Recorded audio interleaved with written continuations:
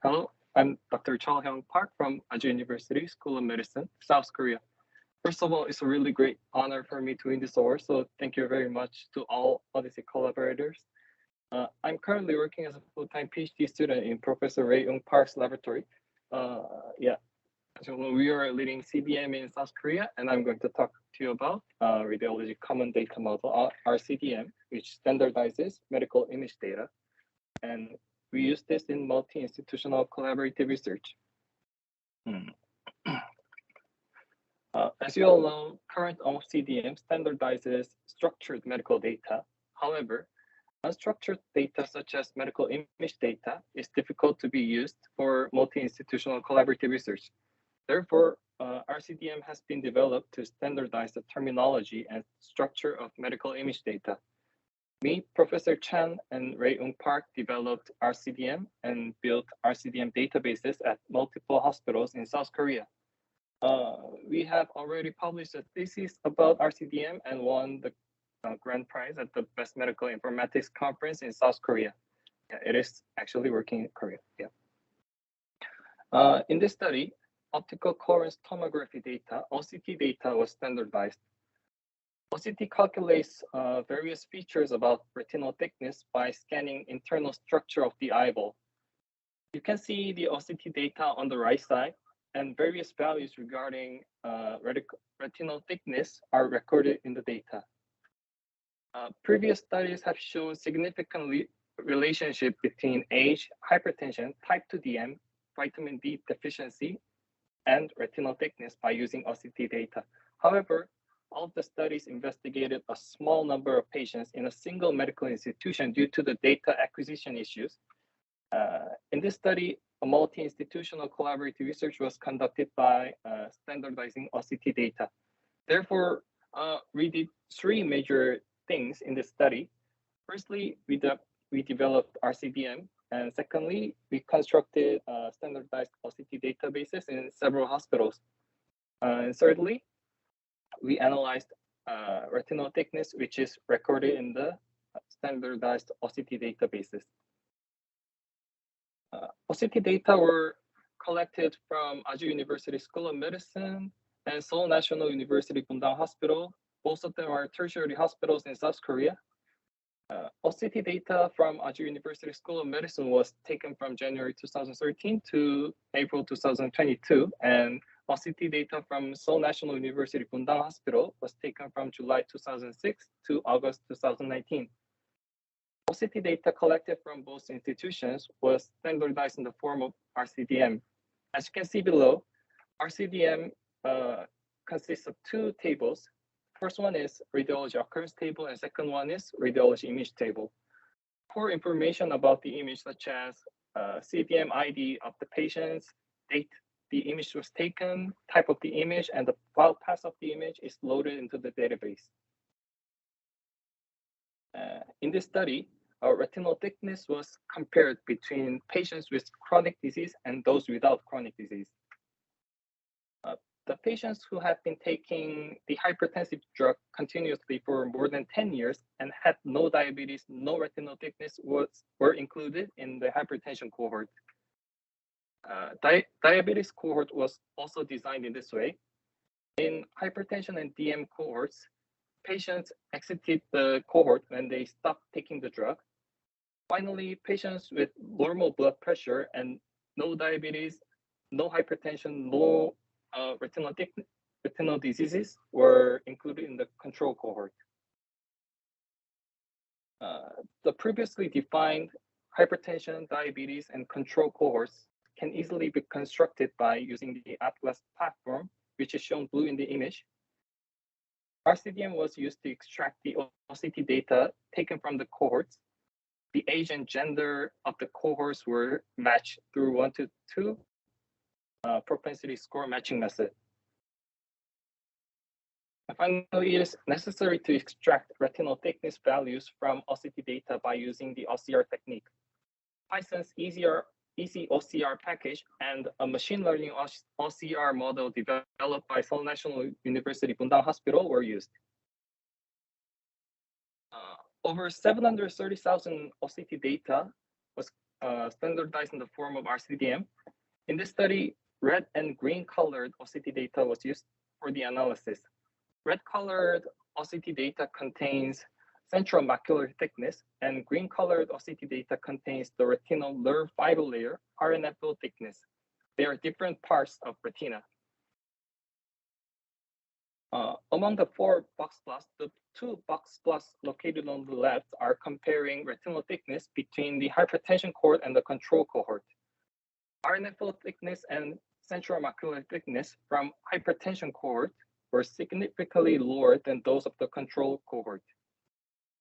The 2 box plots located on the right are comparing the diabetes cohort and the control cohort. There were no significant difference in retinal thickness between 2 cohorts. In this study, OCT data from 2 tertiary hospitals were standardized in the form of R-CDM. We found that the retinal thickness was significantly lower in the patients with hypertension for more than 10 years. It is meaningful in that multi-institutional collaborative research, which combines clinical and image data in various ways, can be conducted very efficiently. Thank you very much for listening to the presentation. We recently started studies using brain MRI images, and I've recently invited into 2 other working groups to collaborate. So if you have any additional questions or would like to collaborate, please contact me by email. Thank you very much. Chul, thank you so much. We have a few minutes here for questions.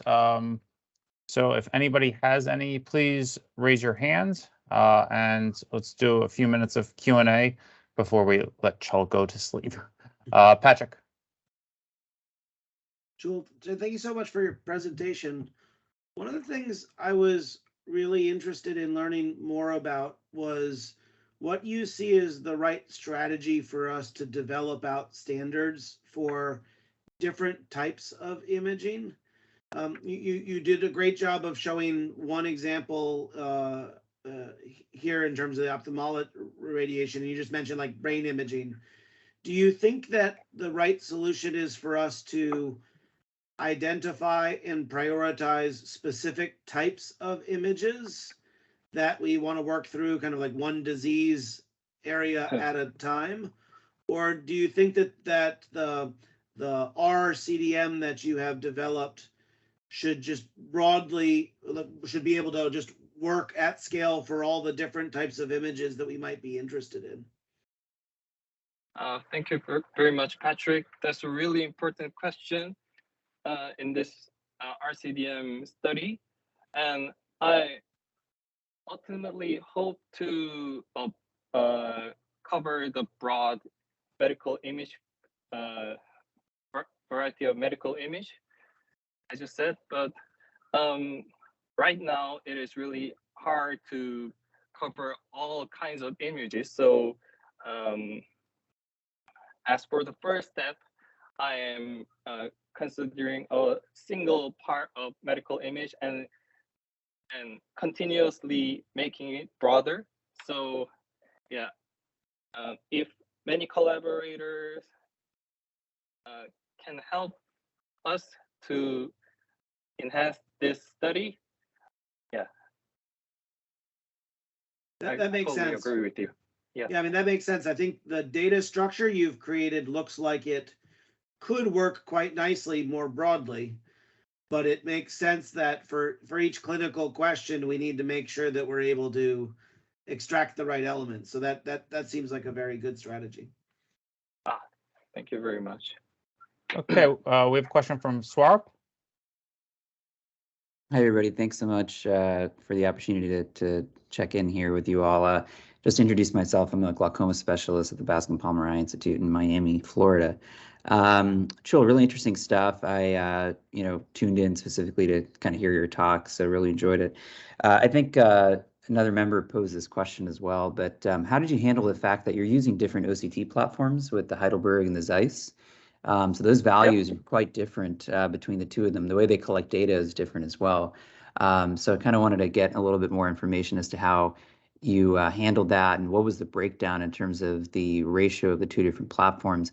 And just to confirm, I just want to make sure I heard this correctly. You propensity score matched everybody, right? So you are accounting for age and other confounders in your analysis. Is that a fair statement? Yeah, we use 1 to 2 propensity matching method, and we matched age and gender of 2 groups. And the first question was that we use data from